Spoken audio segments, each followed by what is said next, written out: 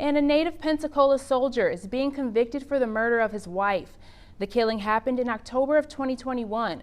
The couple gave birth to a daughter just 3 weeks prior. Now, 3 years later, the victim's family say they haven't had any access to the child since the murder took place. And I spoke with the grandmother of the murder victim today, and she tells me that losing her granddaughter has been unimaginable. Never in my deepest thoughts would I have thought he would have killed her. It's a murder that resulted in more than one loss. 26-year-old Cameron Lawson killed his wife in October of 2021. The Pensacola native was found guilty on Monday in Geary County, Kansas.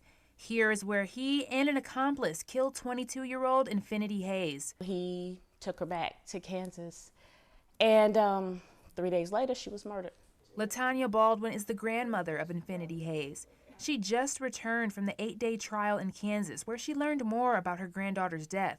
The court is convicting him of first-degree premeditated murder. He collaborated with the person that shot and killed Infinity, that he was an active participant in her murder.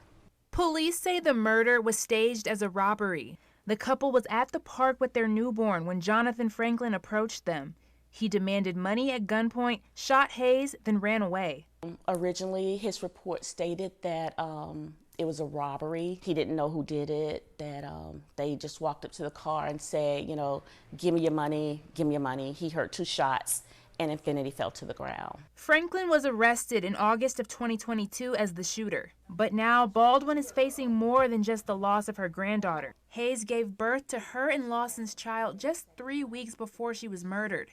It's now been 3 years. Baldwin says her great-granddaughter has been with Lawson's family since the murder took place. We have not seen her since she was 1 month old.